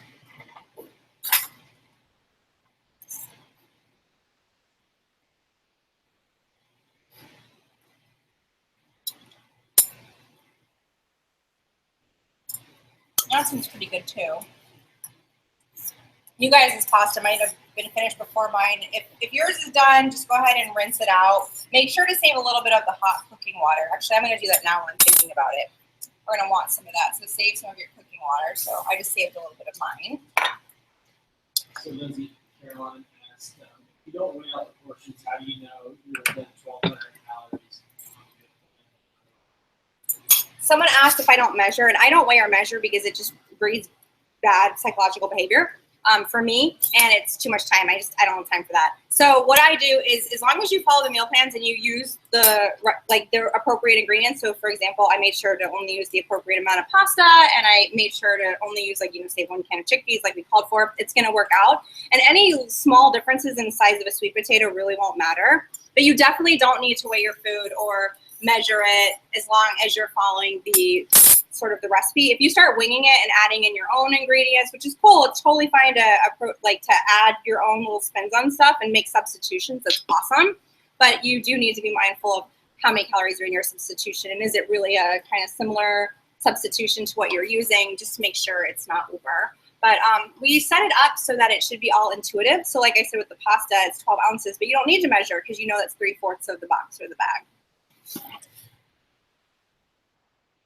So everybody's pretty much good. I'm going to check my pasta one more time to make sure it's definitely, oh, we don't want you in there. Make sure my pasta is definitely nice and cooked, because nothing is worse than undercooked pasta.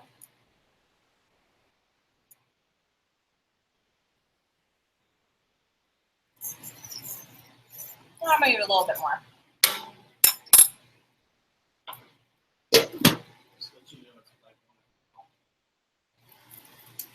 All right, guys, so we're almost done here. Our chickpeas are nice and done, so I can turn that off. How beautiful they are. And I shouldn't have added that extra water on the sweet potatoes. Now I'm regretting it. All right, so let's see. What do we have left to do? So for my pasta, I'm going to need to add peas.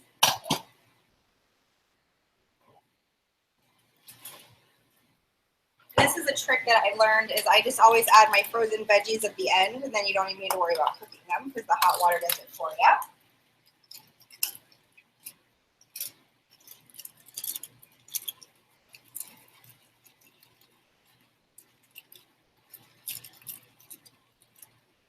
Question.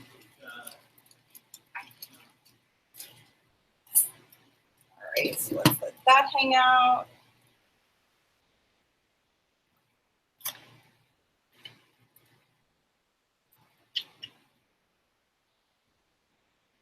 All right, so for my chickpeas, they're coming back into this beautiful salsa we made before. So if your salsa ended up being like, mine's not too runny or watery. If yours ended up being like really runny or watery, you can drain it off now. But otherwise, just get out a mixing bowl of some kind like me, and pour your, I keep calling it salsa, but it's the bruschetta topping, like in a bowl like so. And you can just add your chickpeas right into it.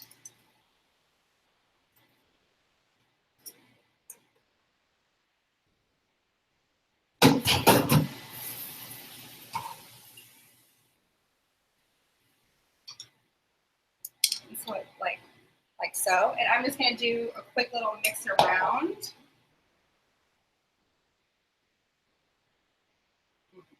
I'm so excited. Look at how gorgeous. Is that not gorgeous? Beautiful, right? And so that's going to just come in here now. Right back into the container. I don't think my container's big enough. Oh, we made it. We're actually going to a party tonight, so I'm really excited to take this as my sort of potluck contribution. So there's our beautiful bruschetta flatbread, which is ready. The only thing that's left is that when it comes time to serve it, I'll have to, put our hummus on pita bread and then put this on top, which I'll do later because you don't want to pre-assemble; it'll be soggy. And then for this guy, that is done too, right? Yeah, so I'm going to go ahead and portion that out.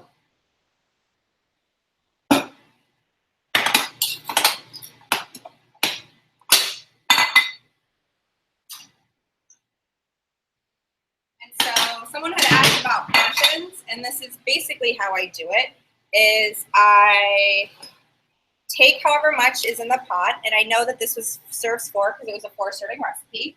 So I have my 4 containers right here. Pull this a little bit. And you'll just see me, and I scoop evenly into the 4 containers.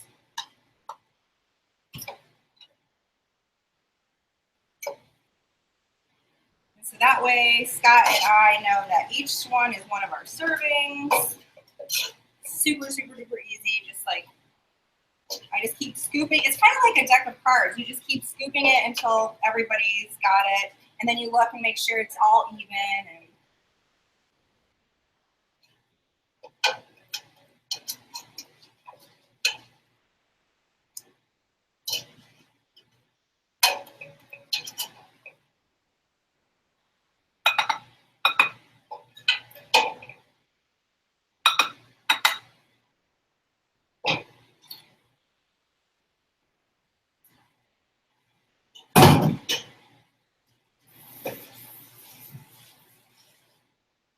See, now I have my 4 portions.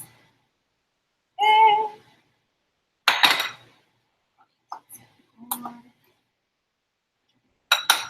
So those 4 are done. I cover my sweet potatoes. Let me check the pasta needs to be drained.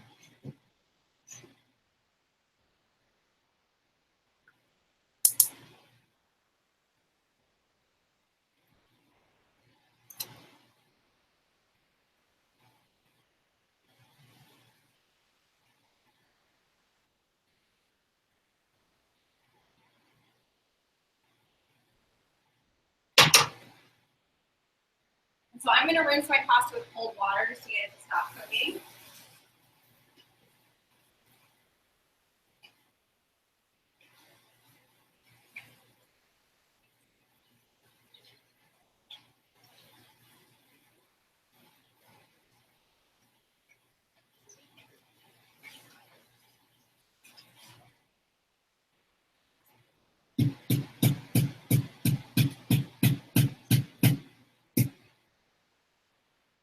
Just put it right back in the pot. And so to make my sauce, I'm just going to add my hummus. And I bought my hummus instead of making it.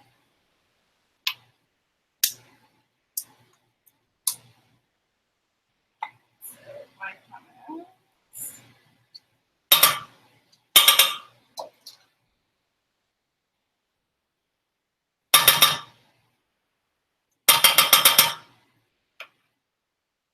So what I'm doing is, remember I mentioned saving the water. I just add as much as I need to get it so that it turns into a creamy sauce and really coats the pasta.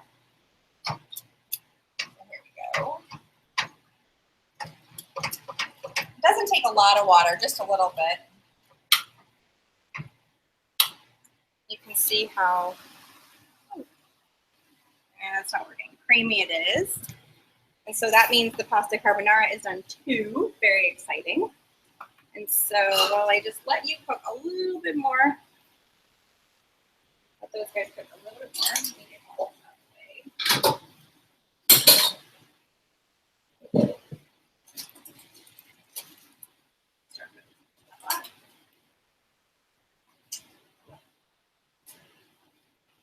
So with the pasta carbonara, it's the exact sort of same thing that I'm going to do. I'm going to send this away here. I'm going to take my 4 containers and line them up as well, because then it's 4 servings. If you're cooking for a family and you know you're not going to do all of them at once, like if you know your whole family is going to eat it all at once, you don't have to divide it up. But if you need to have the single servings because either it's just you and you need to be able to grab and go lunch or dinner, or like with the case of myself and my husband, this way my husband and I are trying to figure it out. It's better to do the single ones. But for us, a lot of times I know, like, okay, we're going to have the pasta carbonara together. So do I really need to pre-portion it out when we're going to eat the whole pot when we're together because it serves 2? Or so it's a little bit of math and figuring out the servings. But I like to do the pre-portion servings amounts. It just helps me kind of like get my head around what's mine. Because if I have to take it out of like the big pot, I'll be like, it's all mine, or I'll just give myself too much. So, and then we won't have enough food. So we get out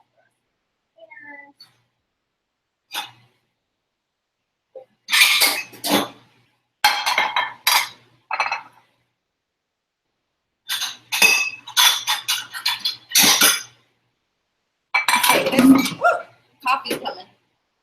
So this would be like enough if I just wanted to keep all the servings in one container, or I have these smaller ones if I want to have multiple. You could just drop containers.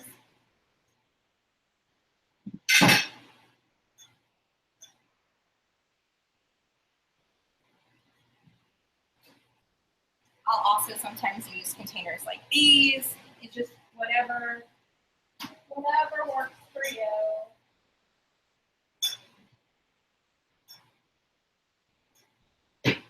Oh, I know where my other container is. It's in the fridge. That's the missing link.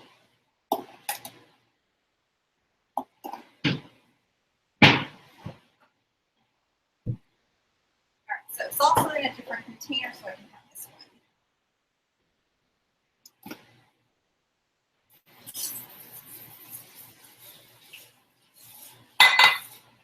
The same thing here as last time. I just scoop it equally into all four until there isn't any more. And then, you know, sadness. All right. It's a little bit, you know what, I'm gonna use tongs. It's a little bit harder with pasta.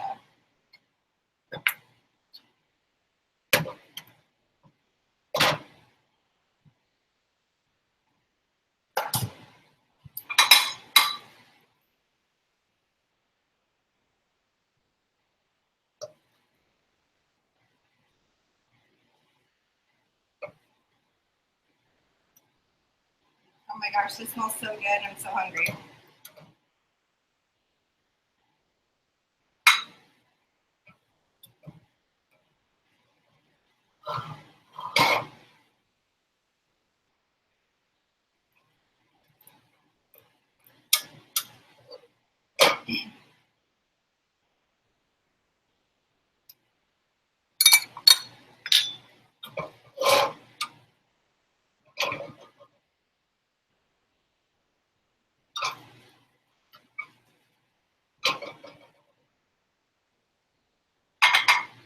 And it's the same thing with the mushrooms. Now that I've got my pasta in my containers, I'll equally spoon out my mushrooms into 4 containers.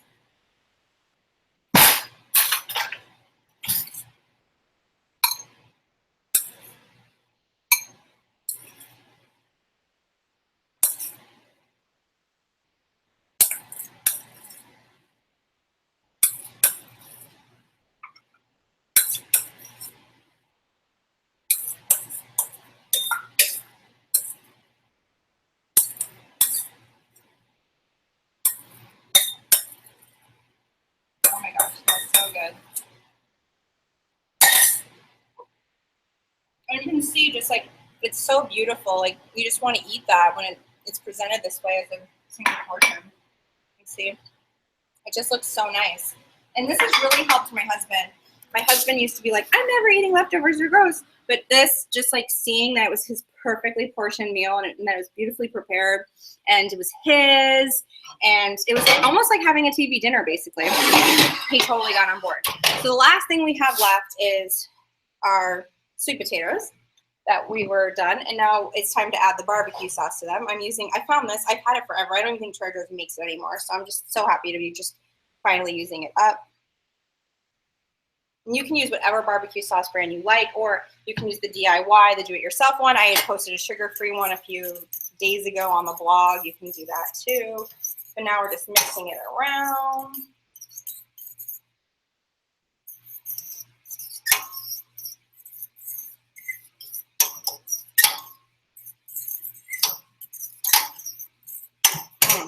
And there you go, that's done. So now we're all done, totally done cooking. Congrats, if you're still catching up, that's all right.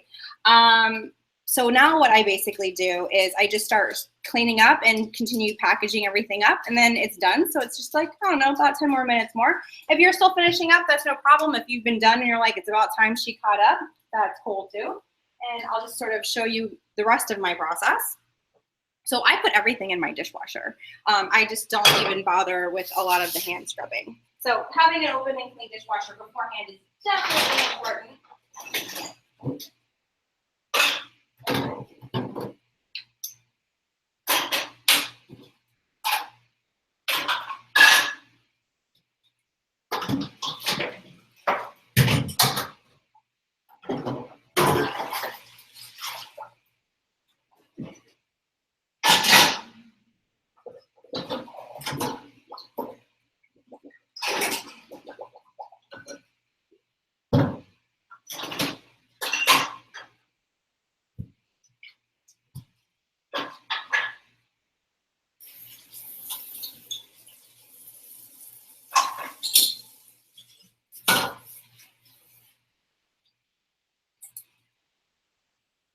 So good.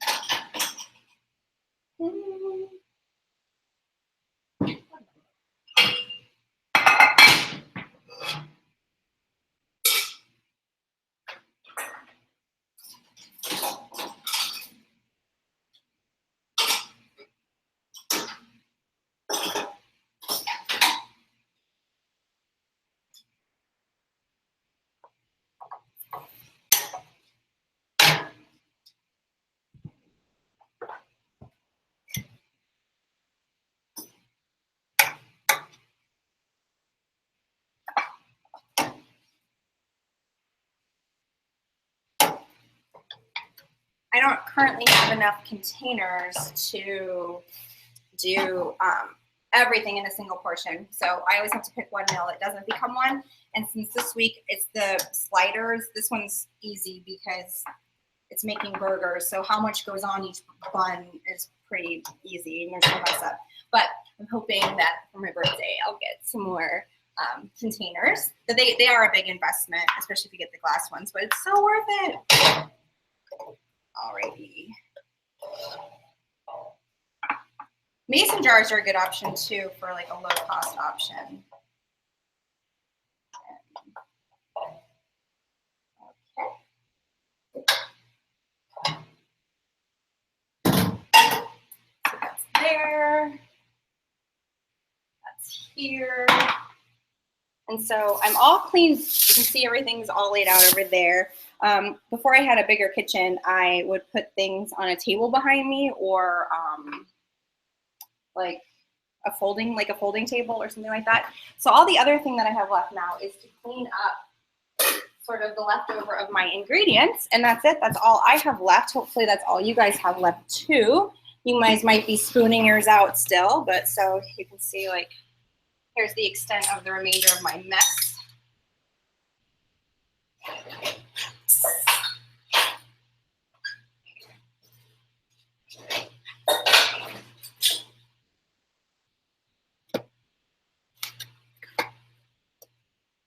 I didn't use all my lime, so that'll be some fun infused water later.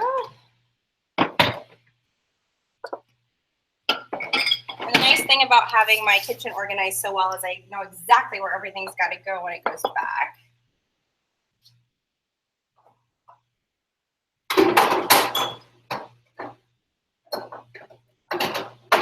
Let's see. Scott, were there any final questions that came in? Is there anything you can substitute in place of mushrooms? Someone asked about mushroom substitutions. It depends on the recipe. Eggplant's a good option 90% of the time. Or you could just add more vegetables you like, such as zucchini. It definitely depends on the recipe, but eggplant is usually a pretty good one. If you remember, there's an amazing substitution PDF chart on your dashboard that substitutes literally everything you can think of, which works great whether you have allergies, aversions, or you just don't have something on hand. So that's it. I'm all cleaned up. I just need to put this in the dishwasher. This in there. Kathleen wanted to know if the quinoa pasta holds up with the sauce to have it in, or does it get mushy? Someone asked about quinoa pasta, and this is the only pasta I've ever had that I can mix it with the sauce and it doesn't get mushy. And that's one of the reasons why I love it so much. Like my husband would never eat leftover pasta if it wasn't cooked fresh until I met this one. And you guys probably remember let me pull out my limes. My leftover stuff. I'll freeze this in a bag until I get a full Ziploc bag worth, and then I'll make broth when that day finally comes. But otherwise, all I have left to do is wipe up this little mess, and I'm all good, and hopefully you're all good too. And hopefully this was easy and made batch cooking a little bit better for you. Let's do a quick wipe down. And since I have my tail right here, it's very easy. I'm glad I had this out already.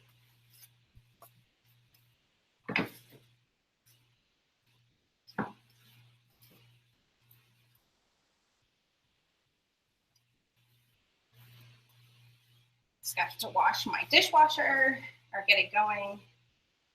That is it, folks. Happy day. Now we're done for the whole week, including having something for a potluck later. So I hope this was helpful. I hope you guys enjoyed it. I hope you are feeling very accomplished. Thanks everyone who cooked along with me and cooked along with all of us. It was so fun and so amazing to do this all together. Whether you cooked one of the recipes or all of them, awesome, good job, amazing, amazing. Let me get all my stuff out now. I had to show it all off, take a picture for Instagram and all that fun stuff.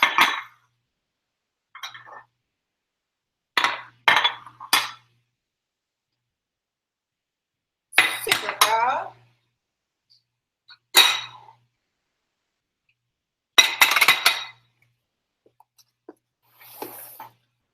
There's all of our awesome work. Yay! pretty. So excited. Have a great week, everyone. And if you want to learn more and get this meal plan, visit getmealplans.com.